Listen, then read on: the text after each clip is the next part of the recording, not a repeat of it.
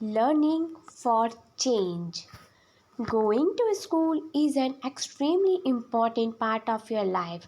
School जाना हमारी ज़िंदगी का, हमारी लाइफ का एक बहुत ही महत्वपूर्ण हिस्सा है. As more and more children enter the school every year. हर साल कई सारे बच्चे स्कूल में एंट्री लेते, एडमिशन्स लेता है. We begin to think that it is normal for all the children to go to school. क्या ये सभी बच्चों के लिए स्कूल जाना नॉर्मल सी बात है?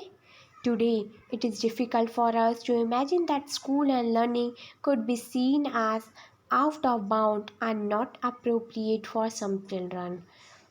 जैसे कि हम लोग आज देखते हैं स्कूल की जो इमेज आ रही है उसमें कि कुछ बाउंड्स बना दिए हैं और कुछ बच्चों के लिए अप्रोप्रिएट नहीं है.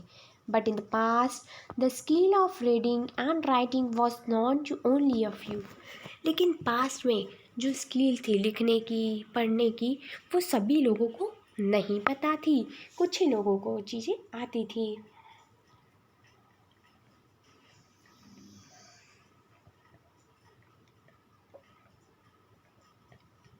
Most children learn to work their family or elder did. कुछ बच्चे तो वो ही काम करते थे जो उनके फैमिलीज और जो उनके एल्डर्स करते हैं. For girls the situation was verse.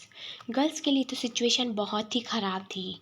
In communities that taught sons to read and write, daughters were not allowed to learn the alphabets. Community society की प्रॉब्लम थी. सोसाइटी का ये कहना था कि गर्ल बॉयज़ को पढ़ाना लिखाना चाहिए लेकिन गर्ल्स को अल्फ़ाबेट्स तक नहीं सिखाना चाहिए.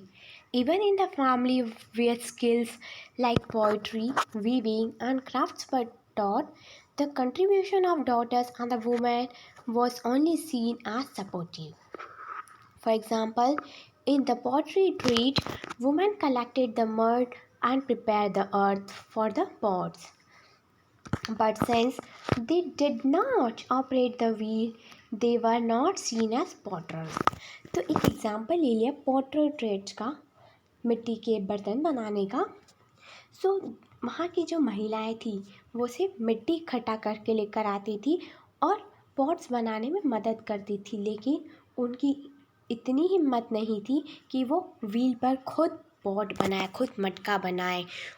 और उनको कभी भी पॉटर्स का नाम नहीं दिया गया है. वो कभी भी पॉटर्स पर नहीं बैठी है. In the 19th century, many new ideas about the education and learning emerged. 19th century के बाद बहुत सारे नए नए आइडिया आ गए. School became more common and community that had never learned reading and writing started sending their children to school. School बहुत common हो गए और सभी कम्युनिटीज़ के लोगों ने अपने बच्चों को स्कूल भेजना शुरू किया.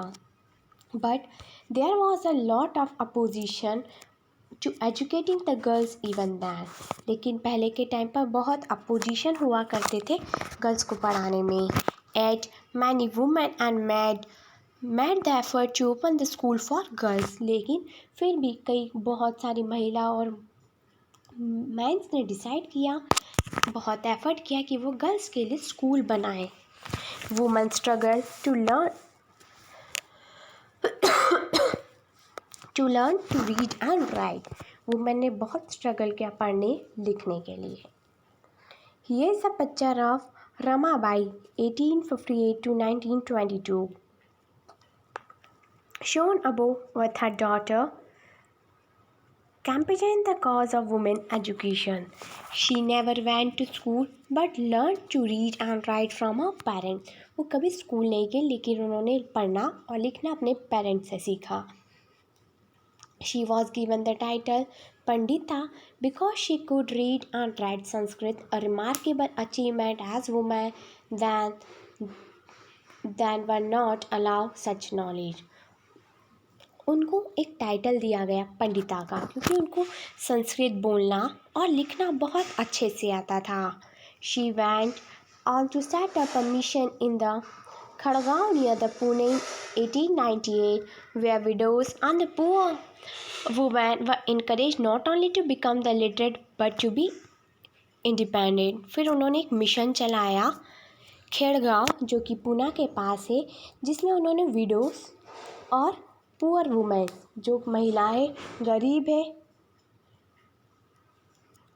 उनके लिए उनको इनकरेज किया कि वो लिटरेट बने और मोर इंडिपेंडेंट बने।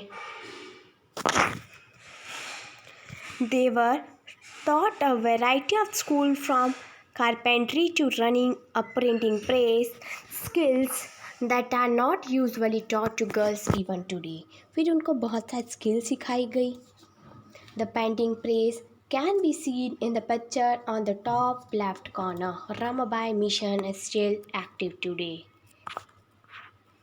Let us read about the experience of Rashya Sundari Devi 1800 to 1890 who was born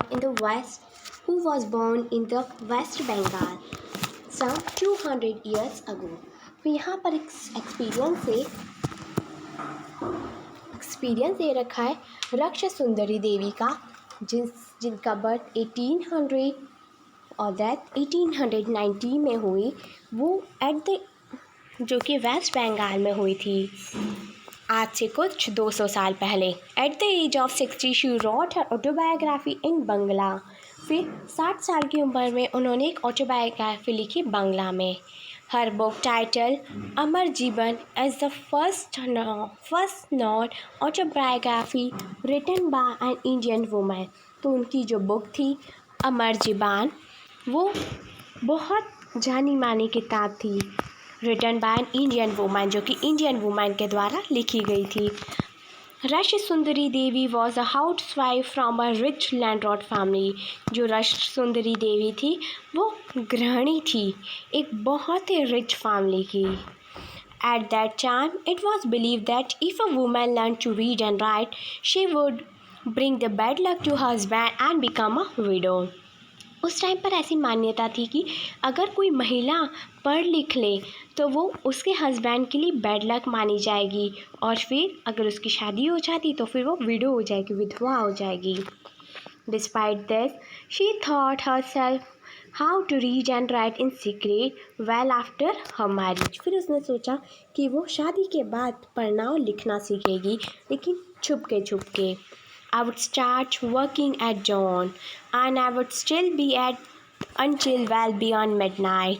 फिर मैं रात के टाइम पढ़ती थी सबसे छुप के। I had no rest in between. I was only 14 years old at that time. मैं तब सिर्फ 14 साल की थी। I came to nurture a great longing. I would learn to read and I would read a religious manuscript. Here's a story. Rokia Shakhawat Hosni and her dream about landlady. Rokia Shakhawat Hossain 1880 to 1932 was born into a rich family who owned a lot of land. Through she knew how to read and write Urdu, she was stopped from learning Bangla and English. In those days, English was seen as a language that would expose the girls to new ideas, which people thought were not correct for them. Therefore, it is mostly boys who were taught English. Rokia learned to read and write Bangla and English with the support of her elder brother and an elder sister. She went on to become a writer. She wrote a remarkable story titled Sultana's Dream in 1905 to practice her English skill. When she was merely 25 years old, this story imagined a woman called Sultana who reached a place called the Landlady. Ladyland is a place where women had the freedom to study, work, and create the invention like controlling the rain from the clouds and flying air cars. In the Ladyland, the men had been sent into the circulation, their aggressive guns and other weapons of the war defeated by the brain power of women. As Sultana traveled in Ladyland with sister Sahara, she awakes to realize that she was only dreaming. As you can see, Rokia Shekhawat Hossain was dreaming of women flying planes and cars even before the girls were being allowed to go to school. This was the way in which the education and learning has changed Rokia's own life. Rokia did not stop at getting the education just for herself. Her education gave her the power not only to dream and write but also to do more, to help other girls go to school and to build their own dreams. In 1910, she started a school for girls in Kolkata, and to this day, the school is still functioning. In those days, women were not educated. Later, I began to resent my own thoughts. What is wrong with me? Women do not read. How will I do it? Then I heard a dream. I was reading the manuscripts of Chitratanya Bhagavat, the life of Shanti. Later in the day, as I sat cooking in the kitchen, I heard my husband saying to my elder son, Bepin, I have left my Chittanya Bhagavat here. When I asked for it, bring it in. He left the book there and went away. When the book had been taken inside, I secretly took out a page and hid it carefully. It was a job hiding it, for nobody must find it in my hands. My elder son was practicing his alphabets at this time. I hid one of them as well. At times, I went over that, trying to match the letters from the page with the letters that I remembered. I also tried to match the words with those that I would hear in course of my days. With tremendous care and efforts, and over a long period of time, I learned how to read.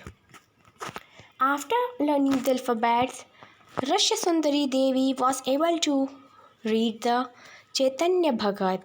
फिर alphabet सीखने के बाद रश्य सुंदरी देवी जो थी वो चैतन्य भगत पढ़ने लगी. Through her own writing, she also gave the world an opportunity to read about the woman's life in those days. फिर उन्हीं की राइटिंग में उन्होंने दूसरी महिलाओं को अपॉर्चुनिटीज़ दी कि वो वुमेन की लाइफ को पढ़े कि उस समय कैसी ज़िंदगी हुआ करती थी गर्ल्स की, वुमेन्स की. रक्षा सुंदरी देवी wrote about her everyday life experience in detail. रक्षा सुंदरी देवी ने अपने रोज के एक्सपीरियंस बहुत डिटेल में लिखे. There were days when she did not have a moment rest. उस टाइम कुछ ऐसे भी समय हुआ करते थे जब उसको एक मोमेंट तक नहीं मिलता था, एक पल नहीं मिलता था रेस्ट करने के लिए. No time even to sit down and eat.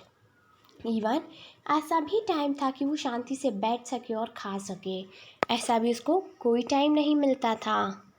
Unlike Rakshi Sundari Devi and Rokia Hussain, who were not allowed to learn to read and write, large number of girls attend the school in India today. जैसे कि रक्षा सुंदरी देवी और रोकिया जिनको पढ़ना और लिखना allow ही नहीं था, लेकिन आज के टाइम पर बहुत सारी गर्ल्स हैं जो कि स्कूल अटेंड करती है.